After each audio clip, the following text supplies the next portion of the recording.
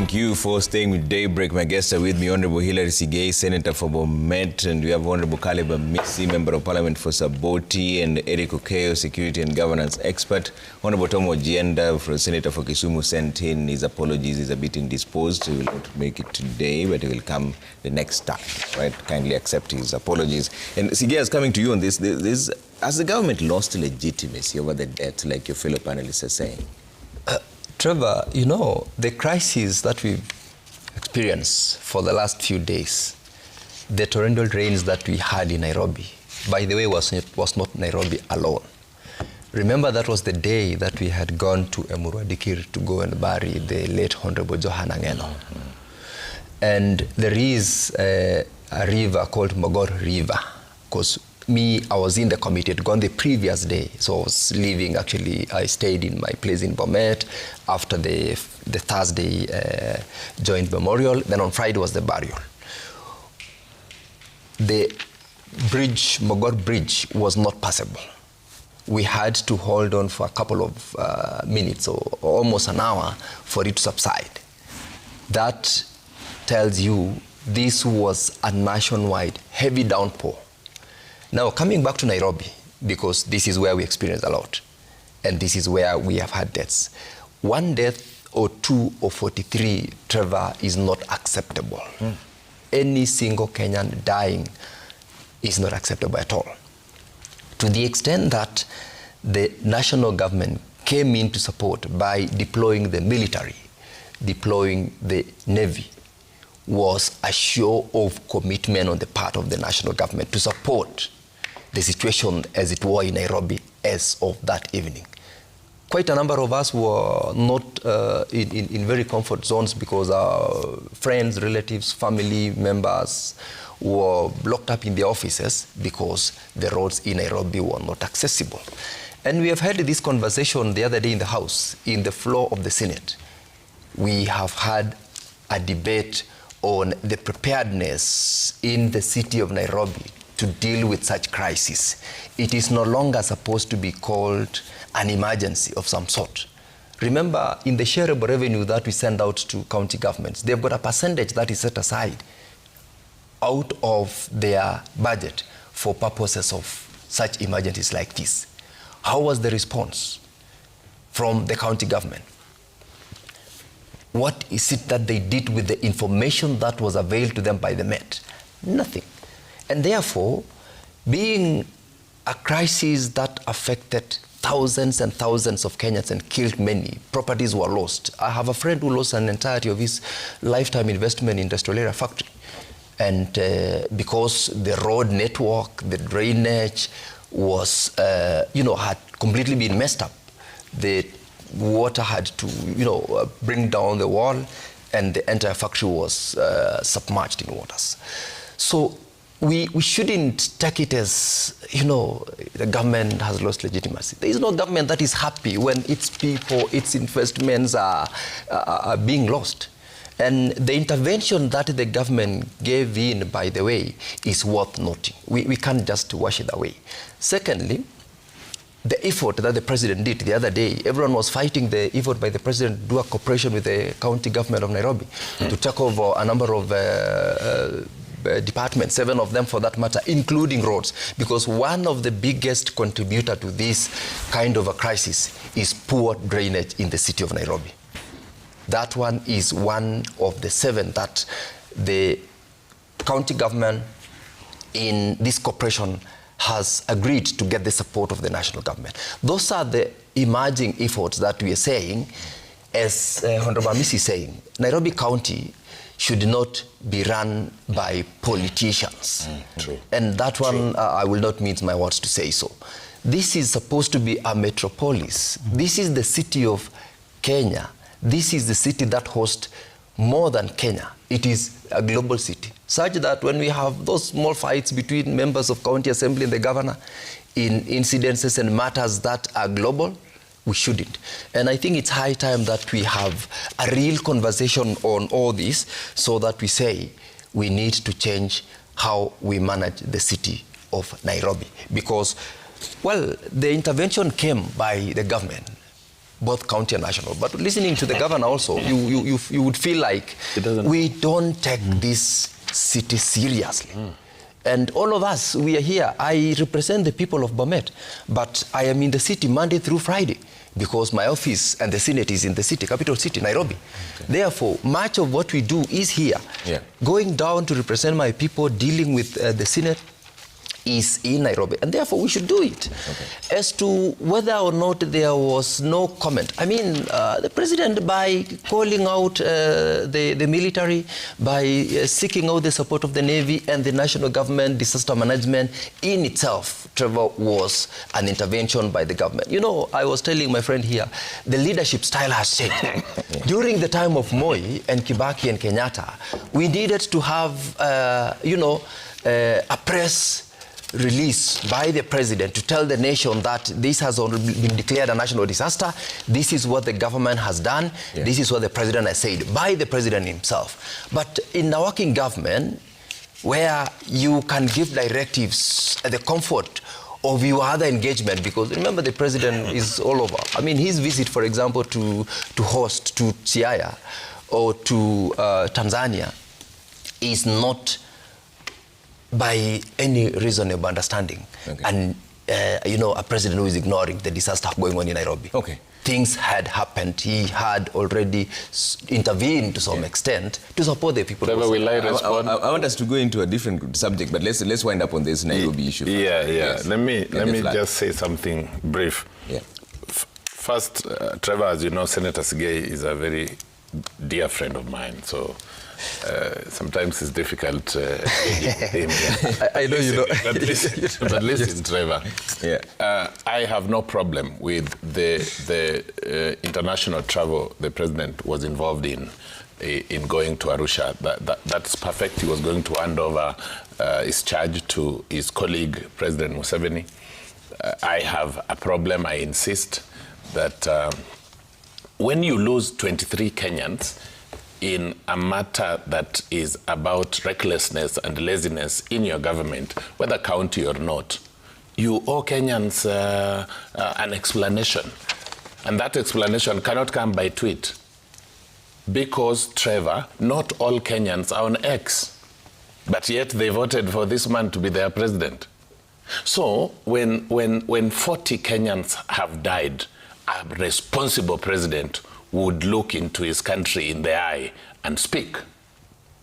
I mean, I take it that was reckless. Not everybody is on Twitter. Not everybody is on X.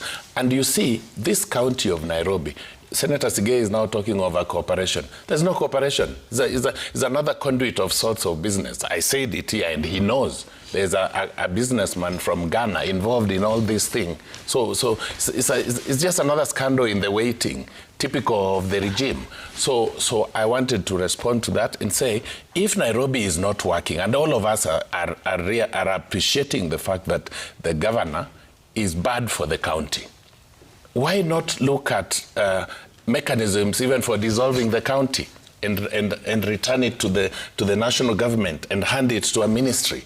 Yeah. I mean, I have said something that Senator Sigei did not even respond to, that the Auditor General flagged off sheer incompetence and lack of action of response proactively by the State Department for Interior and National Administration.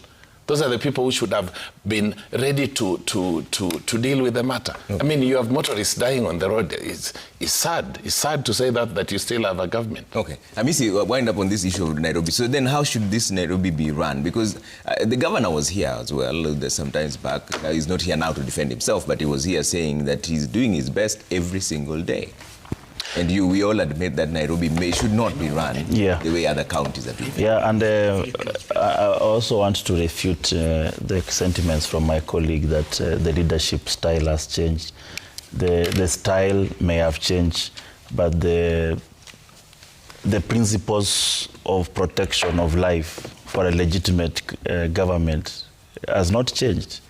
I mean, that is the first principle of a legitimate sovereign state. It has not changed. I think this is just a government that is, I said, complacent to issues that affect the common mwananchi. It's actually and for Nairobi, yes, it is a disaster and it affects the entire country. I still believe, Trevor, that we are really sitting on a time bomb if we do not change the style of managing this city. And I believe if there was one of the 10-point agenda, if they had even the 11th one, is just to look at devolution as a whole. Okay. Even the composition of 47 counties for a small state like Kenya, I think it is overwhelming. True. Yeah, it's extremely overwhelming. If you look at the amount of money that goes to devolved units, they were supposed to stand on themselves. They are supposed to be self-sustaining, not just queuing at the treasury, waiting for disbursement of money. No, that was not the principle of devolution. How it works in Australia, how it works in Canada, it is different. If you look at even if we borrowed it from advanced democracies, then we did not even see how the devolution and the decentralization of government works. So this one, revenue should have been able to run the country. Exactly. In fact, Nairobi should just run on its own. You don't need to Nairobi to depend on the treasury. That we've not received money. Nairobi really, Nairobi should actually be a source to the treasury, not the other way around. Okay. Yeah. I want us to talk about something different now. So as you transition, we'll stick to this. No, I just wanted to let you know. Look at this is the Daily Nation at page. This should be page 5 of the pullout here, where Moria Mushina is telling us the history of the mode of communication, methods used in the past to pass information, drumming, signs, signals, blowing, where you were calling people for meetings, then came in the SMS, and where we are, Twitter. What I'm saying is that even Moria in his CV now you just allowed him to give more lies.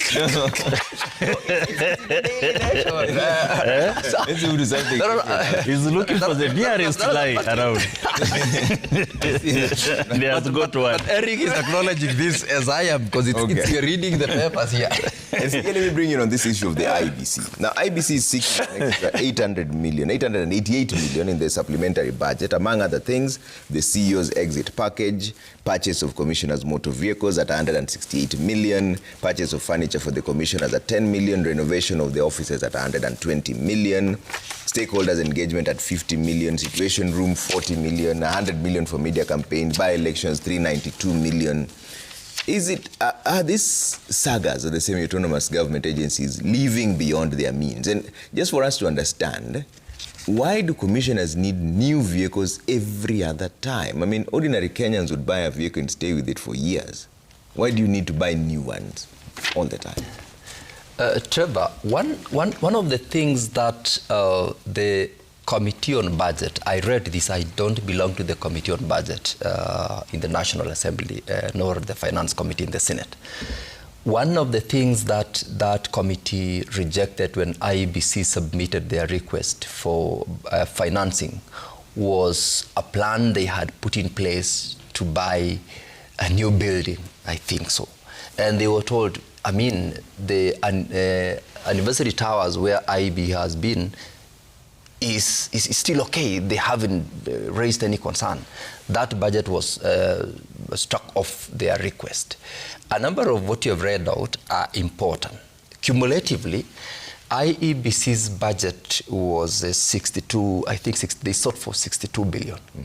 And I know they are defending now the segmented, itemized request for funding. Yeah. Whether or not they are entitled to, from where I sit, I'm one of the proponents of maximum support for IEBC for them to deliver credible elections for the people of Kenya. It is the only avenue where we will have representation. If they are not funded, for example, to do voter registration, to do proper stakeholder engagement, to do proper training, of its staff and all those other very critical mandate that the IEBC is given, we will not have an election that is befitting the country. Yeah. In as much as I know some could have issues when they appear before the budget committee, I'm sure they have rolled out why they need that funding. As to why they need new motor vehicles every other time new commissioners come, your guess is as good as mine. I wouldn't, for example, say that a motor vehicle that was used by the exiting commissioners is no longer roadworthy. I know it is. Those are some of those strategies in government where you want everything brand new for yourself when you come into office. And given an opportunity, I would implore upon commissioners or any other senior government official worth the soul of being a Kenyan and also protecting the economy of this country. Okay. Use it until when it is not roadworthy, because it belongs to the government anyway. And so I am not from the school of thought that I come into office, I must be given a new car. Remember, you're being given a new car, probably with your own driver of your choice, meaning the driver who was employed and serving the previous commissioner might be required to be exited from office and therefore paid a package to exit, because you do not want such a driver to drive you. And so I don't have any justification. Yeah. And I would say those are some of those items that can be knocked off such financing given an opportunity. Okay. But it is not justifiable for them to say, I must get this new car. But I know IEBC deserves to be funded. Okay. I am aware that there are so much pending bills. I've worked for IEBC before.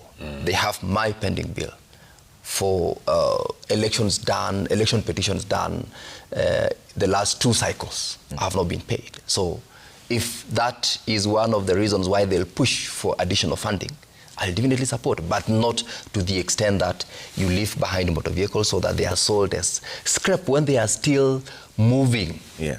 When they have no battery, someone says this motor vehicle is not fit for use to be sold on an auction at a throwaway price. I detest such kind of a character as a person, as a leader.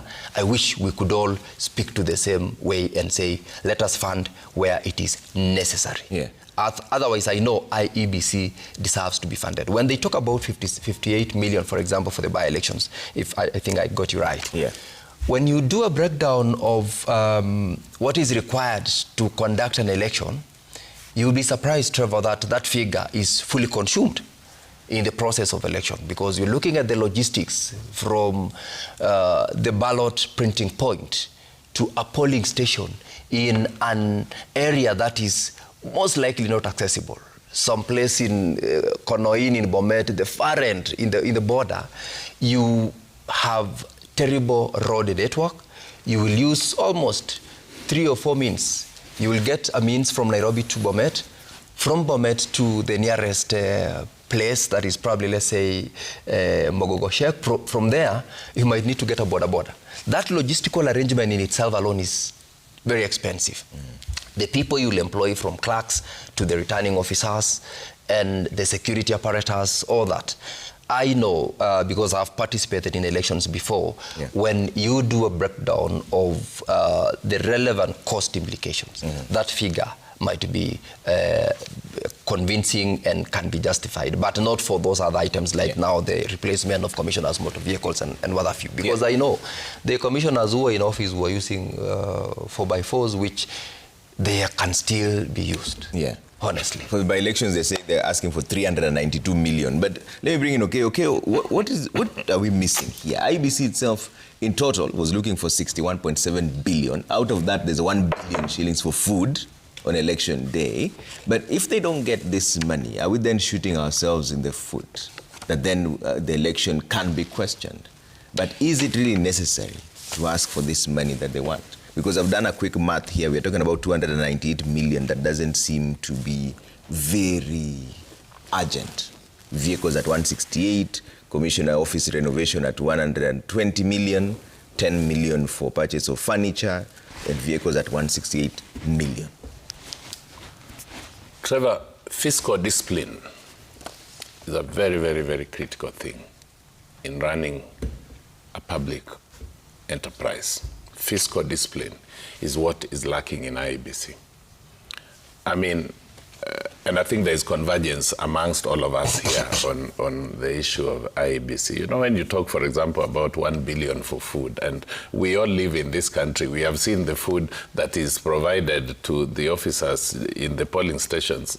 Half the time it is soda and bread. How do you split that into 1 billion shillings? Taxpayers' money. But I think where we need to direct our great anger towards is in the National Assembly. No one has let Kenyans down than the National Assembly. It has become an extension of the executive. I have seen, and I stand by that, I have both seen, houses are represented here. I can see that. Yes, but yeah, we are consulting. Yes, but you see, I have talked about the National Assembly because I perfectly understand their respective roles, and the one I am speaking towards is particularly budget. I mean, I've seen a budget committee chair of the National Assembly tweeting that I got instructions from the president to do 1, 2, 3. And according to him, that is proper to tell Kenyans that him, who is elected to oversight and to represent Kenyans, now gets a call from the person he is supposed to oversight and instructs him. And according to him, that is good pride to show to his electorate. Very, very shameful. Because it is from the National Assembly where if fiscal discipline surrounded, then some of these things we are reading about IEBC would not even be there. Someone would say, come here, let's justify. Because these vehicles are brand new. A vehicle needs about 10 years for you to consider replacing it. Commissioners come into office for 6 years. And you, like Senator Sigei was saying, you'll find if they get that money, and I can promise you they will get, with this National Assembly, they will get. Because I know the conduct of the National Assembly. That's where our problem is. I think if I had an opportunity, is to tell Kenyans, perhaps we need to consider sweeping off that National Assembly in the next general elections. You may have a minority of the Mheshimiwa Hamisi who thinks very objectively, but how many are they? I mean, the people letting us down is National Assembly. And I want to call them out and say they should give Kenyan service and value for having them. I mean, I watched the proceedings of the approval of the National Lands Commissioners.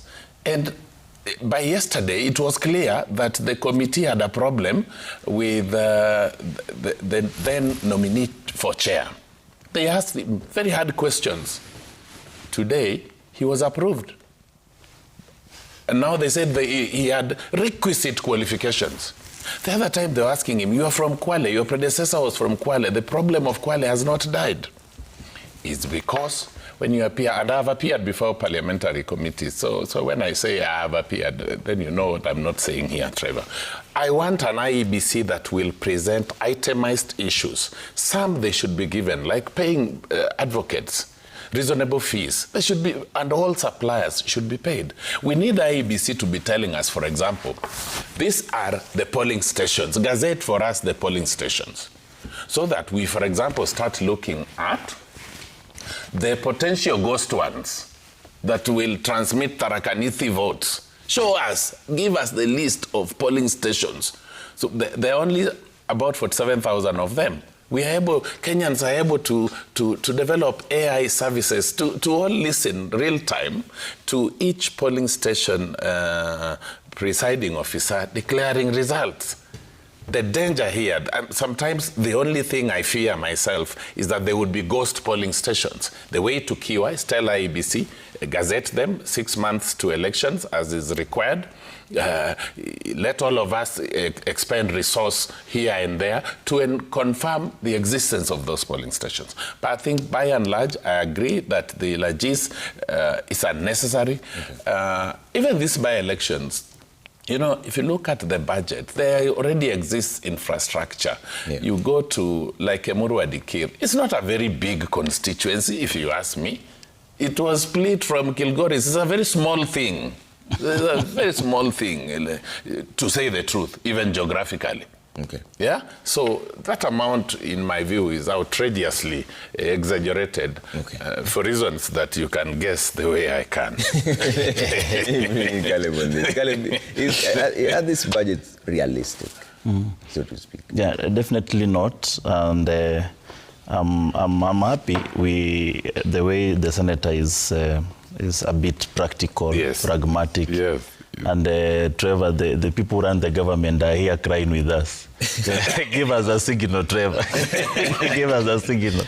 They are here crying with us. I'm being practical the way it is being read. I mean, you can imagine that even those who are inside, they think things are not right. And Trevor, it is the overall is the overall shame of a country. We talk of going to Singapore, Trevor. If you look at the journey of Singapore from being a developmental state, where they were 40, 50 years ago, and Kenya was actually surpassed Singapore in terms of GDP, is that it looked at the internal problems of corruption first. Corruption, it was so painful for an officer to engage in corruption, and they designed what we call bureaucratic institutions. If we add our bureaucratic institutions of judiciary, EACC, DCI working properly, perfectly, then we'll ensure that every coin trickles down to the intended purpose. This has been the problem across. It is what we call budgeted corruption. That when you hear outrageous amount of money, remember somebody somewhere has budgeted something out of it. And it is just across. It is nothing to do with IEBC, all over. Now, National Assembly, yes, we stand accused. I will not run out of it because, Trevor, these things that we've been raising, that the National Assembly was supposed to be Parliament in a constitutional democracy, is supposed to be independent, checks and balances to the executive and judiciary. But Parliament has turned in a way that, yes, we are in a party politics, but I wish the party politics goes with discipline, because most of these members, sometimes I even feel for them, because they know the right thing. You speak in the corridors, they complain, they go to State House, they are told this one must be done. And they're very innocent. You can see the way they're arguing here credibly. But if you tell him to go to the National Assembly or the Senate, he will vote otherwise. Why? Because he's fearing for his party.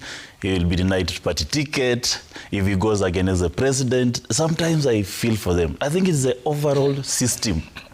Is the overall system how it was designed, that there is that we call party discipline. And you know, this is where Baba stood as a strong leader, because some of us who are in ODM will go to Baba, tell them, I don't agree with this one, and he'll allow you to express yourself without any repercussion. Even when I didn't agree with broad-based, I went to Baba, I told him, please, you know very well I believe in you, I'm the most loyal soldier, but in this one, please, Baba, allow me. And he allowed me. This is the kind of leadership we need in this country, that a member of parliament will walk to the president and tell them, sir, you are my leader, you are my party leader, but I don't agree with this one. Please allow me to vote otherwise. But if we do not have that, even if you face out this entire parliament and bring another one with the same indiscipline, nothing will change.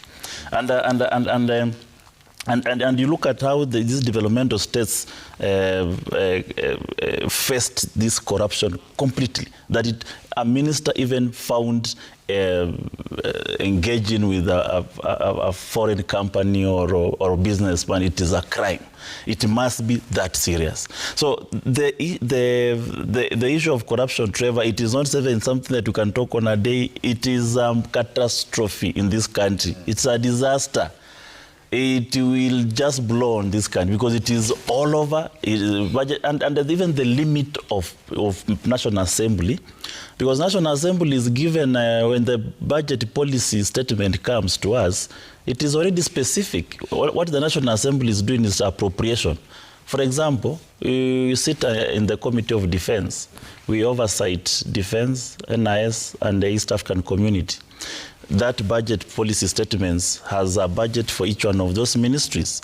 Now, you cannot take money from defense and take to transport, for example. You can't. Even if you sit in the Committee of Defense and you think this is too much, can we use it to make roads? You cannot get that money and they say, let's take to the Ministry of Transport. You can't. You are curtailed already. So even there is a limit to how Parliament becomes a budget-making Parliament. There is a limit to it. It's just an appropriation within the ministries that are under the purview of that. But the budget committee, of course, has that powers. And there is also much they can do. So it is not even a blame game of some sort. It is the overall rot in the entire system that needs to change with new credible leaders. Okay. New credible leaders from the top, from the executive to the National Assembly. If this National Assembly next year elects 233 credible leaders like Sige and I, 290, and we have a rogue president, we'll impeach him. Correct. But this parliament cannot impeach a president. I just wish that these young people elect credible leaders and I will lead them to impeach the president. Whoever he is, whether it is Ruto, Kalonzo, Wamunyoro, any president that comes and misbehaves, we'll impeach him. But this parliament cannot impeach a president. Okay. This country cannot have our Munyoro president, for that matter. We will impeach him if he comes. I'm surprised that Honorable Caleb is admitting that he is part of the rotten. I don't say me. You've seen him correctly saying that I'm one of the few. Yes, correct. Correct. Yes. Because one thing I know, Trevor, is that the president, by the way, is, in a political space, in a democratic society, I put forward my idea. I seek to run you through it to understand why I want you to vote in a certain way. None of us has ever been put on the gun and told, you vote this way or otherwise you go. It is all about how do I make you understand why we want to take this direction? And that is exactly what some of us do. We subject you to oath? That is the point. Yes, I can do that. I mean, I exercise freedom of choice, by the way. I'm a professional. I will live beyond a political office. That is exactly how we do. And so for Caleb to say that we don't sit back and run through, I understand also the budget policy statement that comes. We have dealt with it also in our jailer committee because there are a number of state agencies that we oversight. Running through them, we can via ment of some sort, but the decision ultimately will come from the budget committee. But then again, it's all about the fiscal responsibility that Eric said in our institutions. There is no day that the president will come and say, put this here, and everybody says, yes, you have said it. Of course, there are a few of us who would be very happy and trigger happy to tell the public that we have this conversation with so-and-so at that high level and all that. But in a democratic space like this, let's look at, I know we'll still come to it. I was just listening to my colleague here, Caleb, on corruption, which is everybody's problem in this country, including the president. Because the other day when we were having our PG, he ran us through what effort he has done through Parliament and other government institutions to fight corruption. the number of laws which we have, for instance, passed. The conflict of interest law, which was one of the laws that we had an issue as a Senate from what the National Assembly had passed. It was something that I, as a lawyer, would not approve of it. We did mutilate it. But ultimately, when we want to fight corruption, there are certain things that you must admit to let go for the bigger picture, for posterity. The conflict of interest law is one such law, where even against all odds, we were able to debate and convince the members that the ultimate objective of this law is to help Kenyans fight corruption. Okay. And it is now law. Yeah. I'm sure that it will help us. The zero corruption aspect, yeah. The president and the executive has done what we call, I'm not a finance expert here, but the single treasury account will help us to fight budgeted corruption. Because if you only have a single account in treasury, which is the source of what you're budgeting for various ministries and government institutions, you are able to track. Okay. And similarly, the zero-based budgeting is one such thing the government is pushing, yeah, so that we fight corruption. Otherwise, everybody, including the president, admits that one of our biggest problems is corruption. But then we are keen, we are struggling to fight it, and we're doing it by supporting EACC, okay, passing these relevant laws, and making sure that, of course, the number of those who are corrupt, especially at the county level. Remember, the president told the governors, look, gentlemen, we're going to add you more shareable revenue, but we will follow you because we need to see how you expend this money. Okay. We've just been talking about Nairobi County and the failures that it has had. It is not only Nairobi County, across. Okay. I come from a county called Bomet. Corruption is all over in it. We fight almost every day because we want to tell them, we've given you this money, please serve the people, don't steal. But you know, when you elect also now back home members of county assembly who are unable to understand the role of a representative of the people, yeah, they sit back and given money, forget about it. That spills over to here at the national level. But we are saying we have got to be optimistic and objective and fight it out. Okay. Eric, I want us to touch on two things, but there's something that Sigea has already touched on, this 10-point agenda. And the Linda Mwananchi Brigade has given the score as 1 out of 10. What is your score? Has this been achieved? And out of the 10-point agenda, first one was full implementation of the NADCO report. Under the NADCO report, there was quite a number of things there. Establishment of IEBC, entrenchment of NGCDF, including Senate Oversight Fund, establishment of the Prime Minister's office, establishment of the leader of opposition. That was under the NADCO report. Inclusivity in all spheres of public life is another one of the 10-point agenda. Protecting and strengthening devolution is another one. Promoting and protecting the livelihood of the youth is another one. Leadership and integrity, the right to peaceful assembly as per constitution, and the compensation for victims of protests and riots, responsible debt management, reduced borrowing, fight against corruption, stopping wastage of public resources and promoting government efficiency, protecting and promoting security of the people, the rule of law, and constitutionalism. Out of this 10, what is your score? 1 being the least and 10 being the highest. Trevor, and I have no emotions. You know I am normally very sober. I have no emotions. On this particular one, Eric. Yes. Otherwise you have a no. You see, Trevor, yeah, I have on this program called this relationship between ODM and UDA an unnecessary mongrel that serves only short-sighted interests. It is now coming out clear.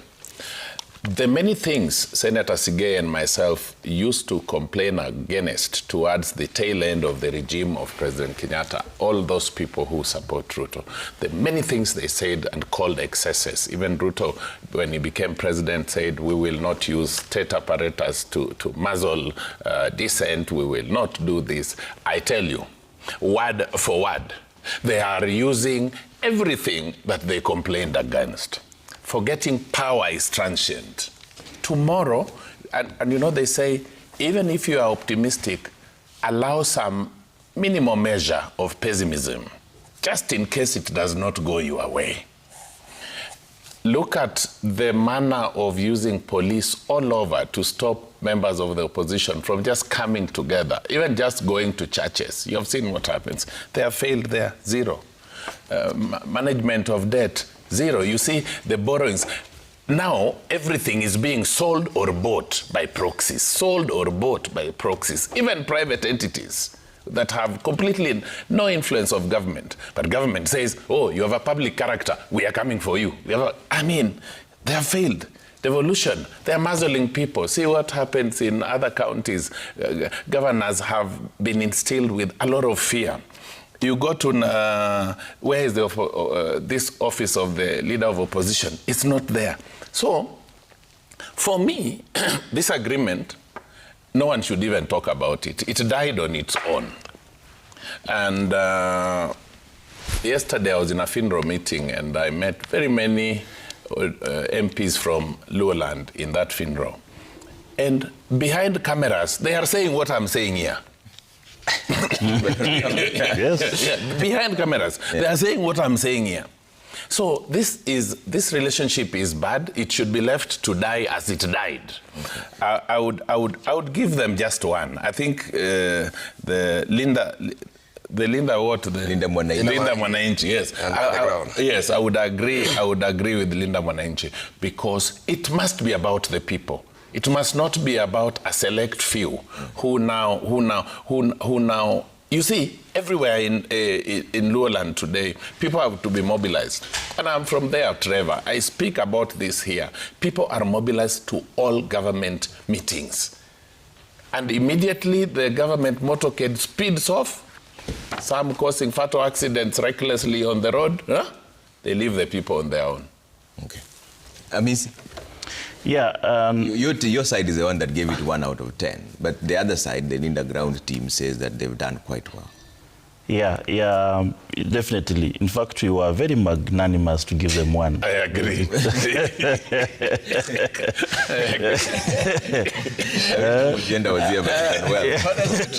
Tom could not manage this. Yeah. He had to be sick. He had to be sick.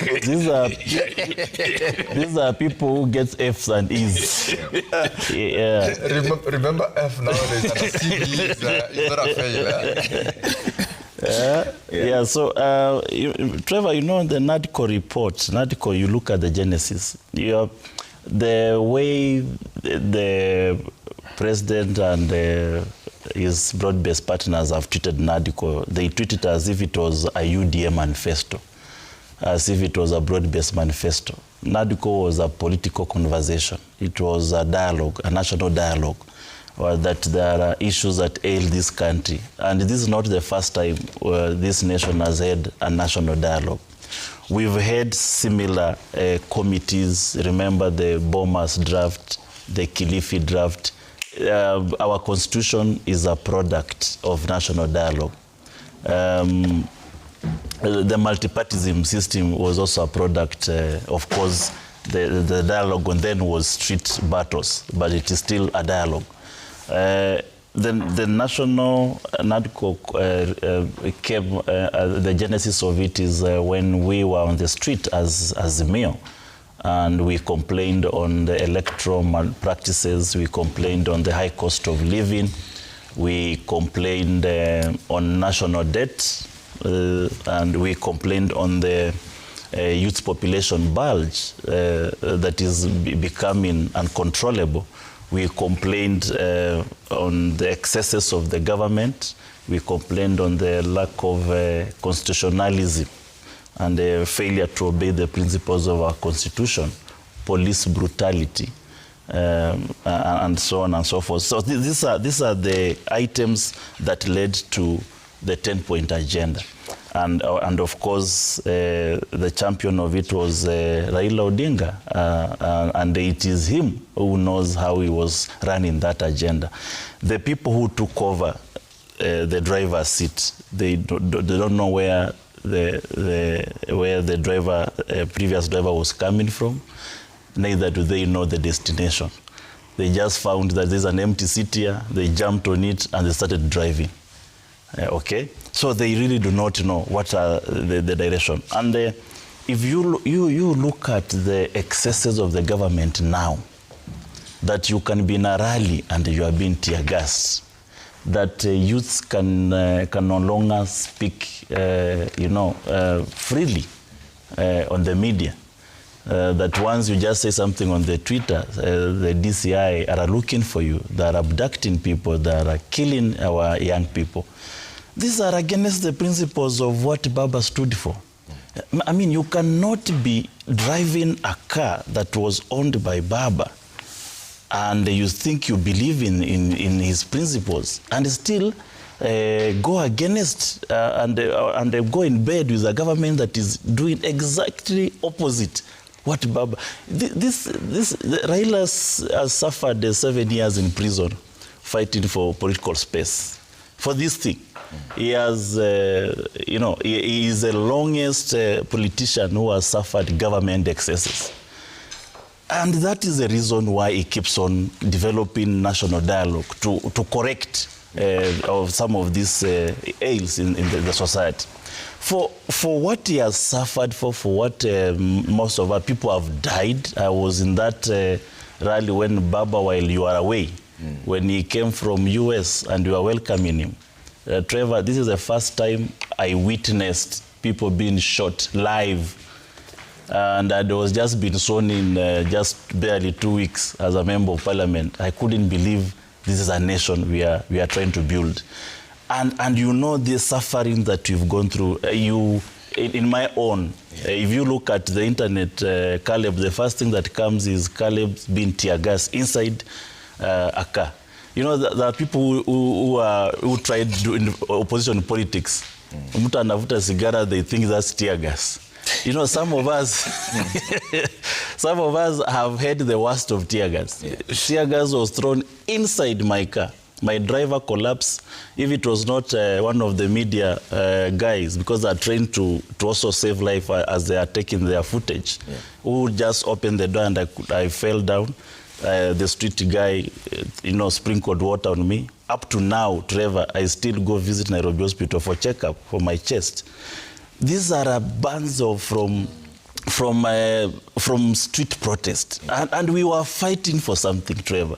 People have died, thousands, not just few, thousands. For many years, people are still even in prison. Okay. So there is a reason that this has been a journey. It is not a joke. It is not a manifesto. It's not something to just unveil and leave it. It is a journey that has been fought by leaders. Yes. It's a journey that has been fought by Kenyans, and it is a shame for the people to take a very credible exercise actioned by the late Prime Minister and just play it with politics. Okay. Sige, as you make your submissions on the 10-point agenda, I'd also like you to touch on to something. Why has the government been quiet over the RSF passport saga?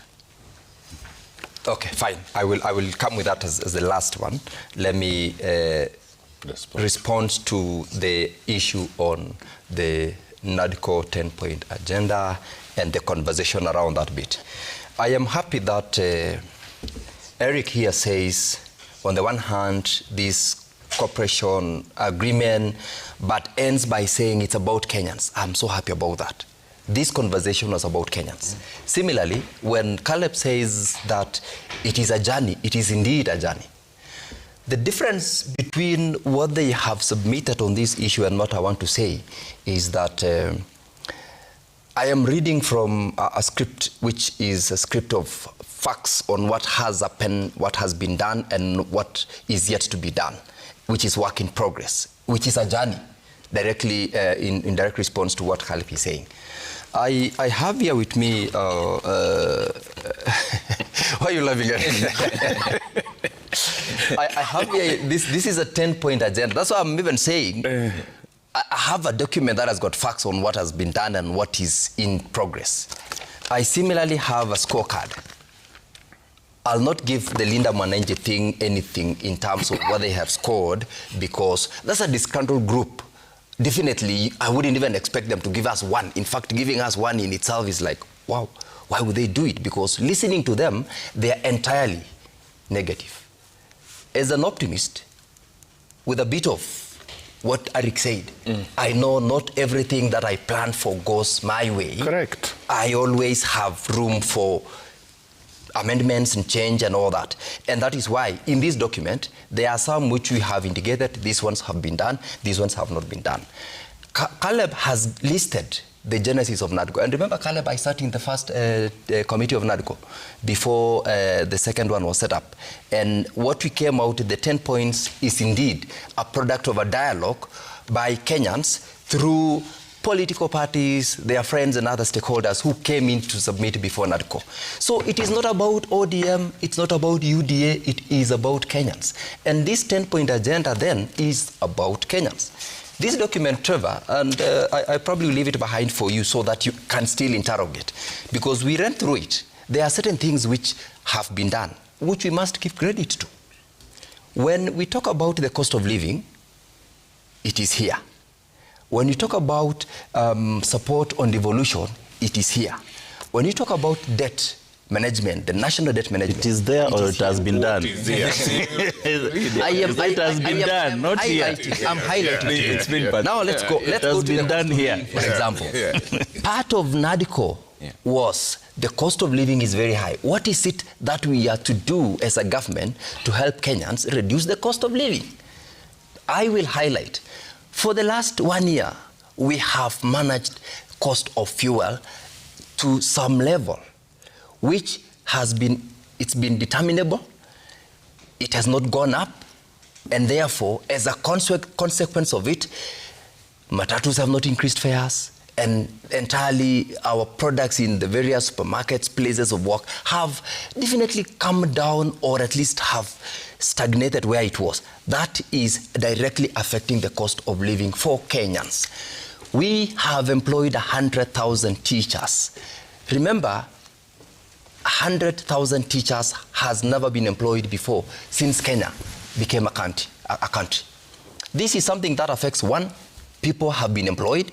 The youths, which my colleague Hamisi is talking about, I equally talk about them because this is part and parcel of our daily engagement. 100,000 of them, whether they are youth or not, they have been employed.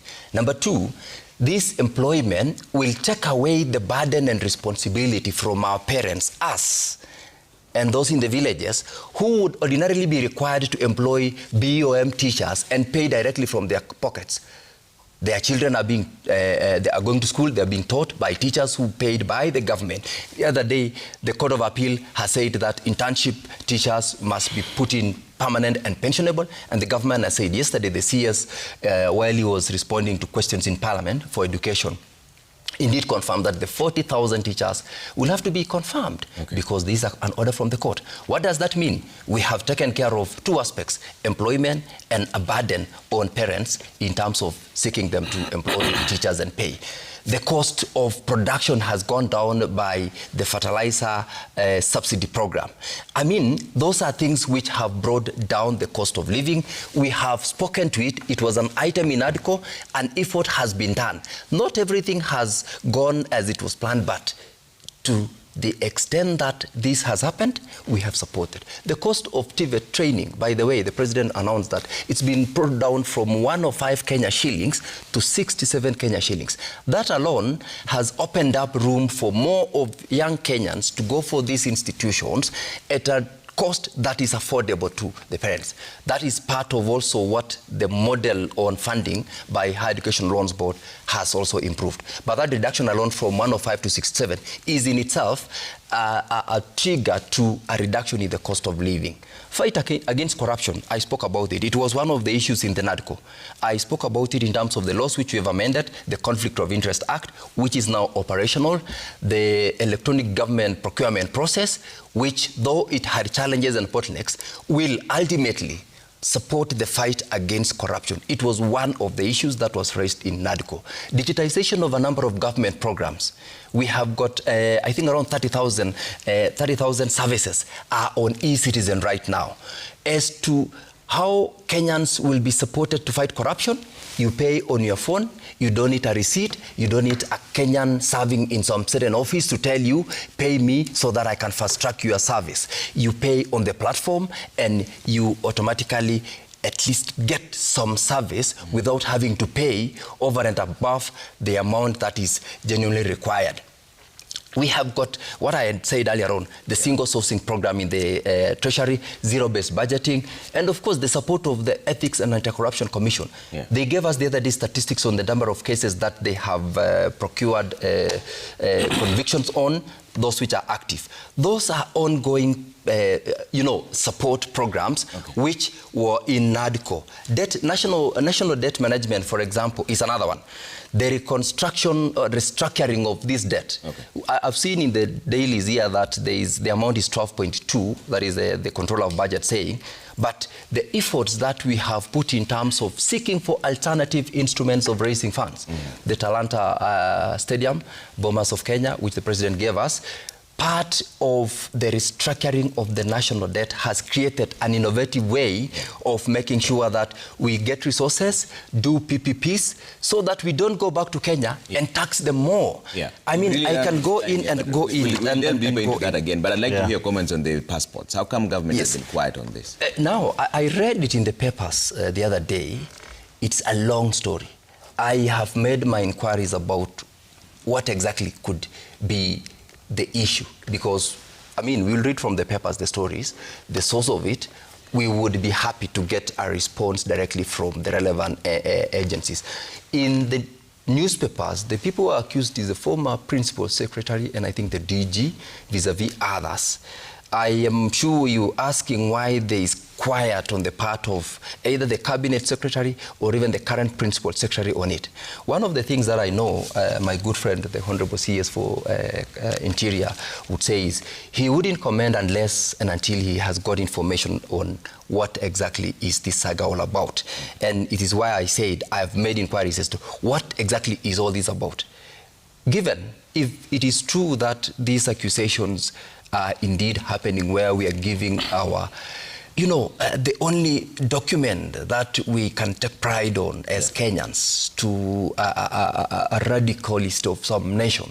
It's something that we will not tolerate at all. Work in progress inquiry. Yes, okay. Trevor, I know we're running out of time, but I'll be very brief. So, Trevor, let me just respond to two things.